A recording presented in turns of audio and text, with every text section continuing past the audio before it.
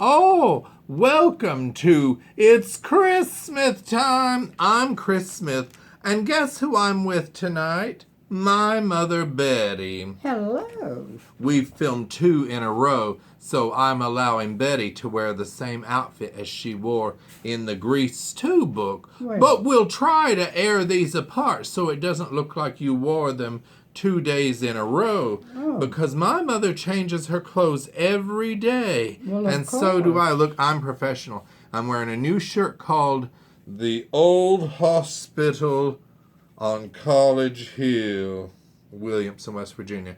Because last night I went on a haunted hospital tour. Oh, and look at the back of the shirt, everybody. I don't know if you can see it, but look. What does it say? It's just a picture of the old hospital. I don't know if you could see that, viewers, because I couldn't turn my head around completely like Linda Blair. But while I was at the hospital, I looked down, and guess what one of the views was of the city down below the hospital hill? What was it? My old high school, Williamson High School. You know, I graduated in, I won't say the year, 1980 something. Okay, I'll tell you. 1987. I'm old, Betty. But so Sound young to me. okay. Well, thank you. That's why I like hanging out with my mother, Betty, because she always makes me feel like a young'un. But I thought back to the time that I graduated. Dun, dun, dun, dun, dun, dun. This is a pencil. And it made me think about my whole experience. And I went up and got my old yearbooks, and I was reminded of a terrible incident that happened in 1985. Alexa, what's 2021 minus 1985? 2021 minus 1985 is 36. 36 years. Yes, 36 years ago. Some injustice was done to me. And this whole visit back to West Virginia has been about cleansing myself of past pains like Grease 2 books and confronting demons. Well, in 10th grade, I was taking a geometry class, and the reason I had to ask Alexa how many years that was is because I'm not very good at math. And do you know why I'm not good at math, Betty? Because she didn't teach it. Apparently. I had a geometry teacher who I won't say the name of. Good. Wait, somebody's texting me. I think it's a fan of the show. They'll just have to wait. Hold on, viewers. Okay, I got rid of them. So anyway, yes, I had this teacher who taught geometry. Now, my mother says I can't say her name. Oh, first I'll show you what I looked like back then. So I was just an innocent child. There I am, Chris Smith, and just a small teenager. Oh, these friends of mine keep sending messages that are popping up on the screen. It's making me so angry. Oh dear. There. So I'm getting flummoxed, y'all. So anyway, that small teenage child went and took a geometry class from a woman that I won't say her name, but I will show you her picture. They don't know her. You don't know her, viewers of the world, but look at this woman right there. She was a geometry teacher.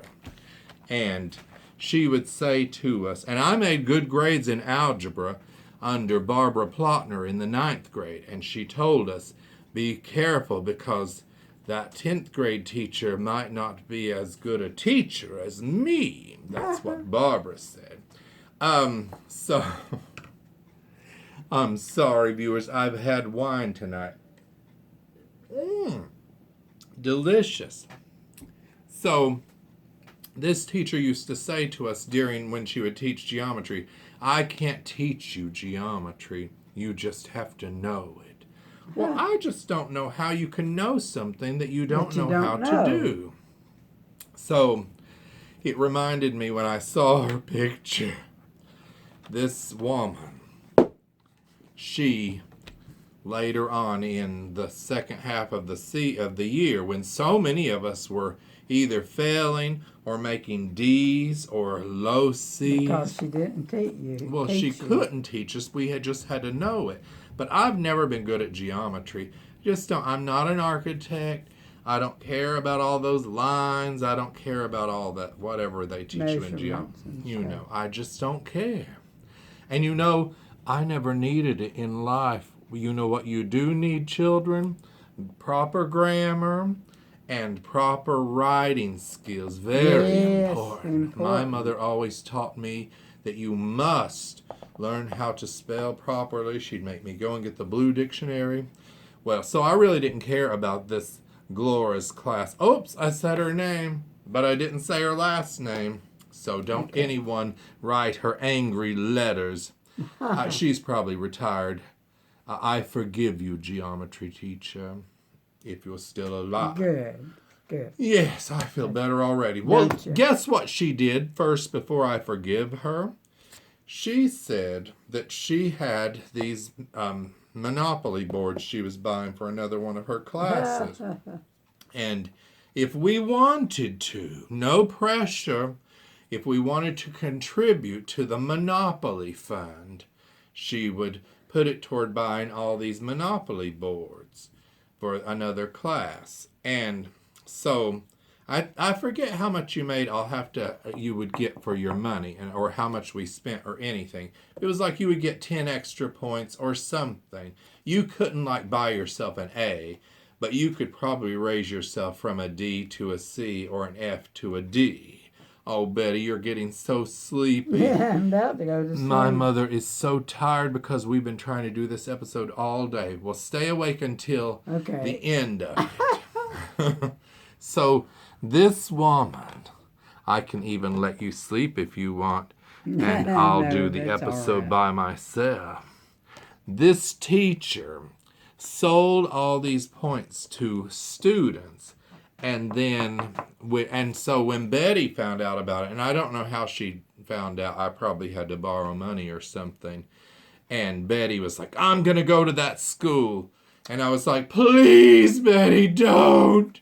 I need it to get a higher grade. And my friend Scott Fleming, hi, Scott Fleming, he also, I think his mother maybe found out about it and wanted to go to the school. And he was like, no, it's the only way. Abigail was already making really good grades in the class. But I think she paid too. So in a way, this was like extortion. And I'm not trying to be that son of Mia Farrow that writes for that. Hold on, let me find out what his name is, viewers. Ronan Farrow is his name, and he writes for the New Yorker. And anyway, he exposes people. So I'm not trying to expose this teacher and her illegal operations of extorting money from flunking children. But I'm just saying that in the memories of this old institution in West Virginia is extortion and pain and a C- grade average. That's unlike you, wasn't it? Well, to make a grade like that. No, because I was very good in English and creative writing and all those things.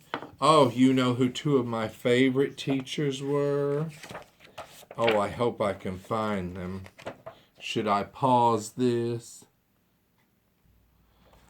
Okay, it was Gail Morgan. And, of course, I liked her husband, Fred Morgan, who taught Spanish.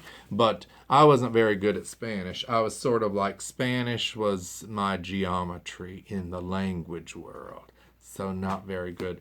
But Gail Morgan taught English. I took her in 10th grade, and I took her in 12th grade for a creative writing class. And she was wonderful. and one of our mentors. But yes, so there were very good teachers at that school, just not in geometry. But I wish her well and I forgive her. Don't you, Betty? Oh, absolutely. Do you I never did. regret not going to the school and No. saying, "Stop extorting money from my child"? And I didn't have a job back then. Okay. Well, everyone, at least I was given the key to the city. So, Wow. oh, it's thundering, y'all. So we better get off of here. Oh, maybe it's Gore herself flying down and threatening the children who expose her. Okay, I'm just kidding, you all. I don't wish anyone ill will, even if they did extort tens of twenties of dollars from me. And that's from the 80s, so it was a lot of money back then. Okay, thank you, Betty, for being You're on this welcome. episode of It's Christmas Time. Okay, In the city. good, it's Christmas time in the city. Jingling, hear them ring. Soon it will be Christmas time. Why did I ask my brother to write lyrics to this show? I already had good ones right there. Okay, goodbye, everybody. Goodbye.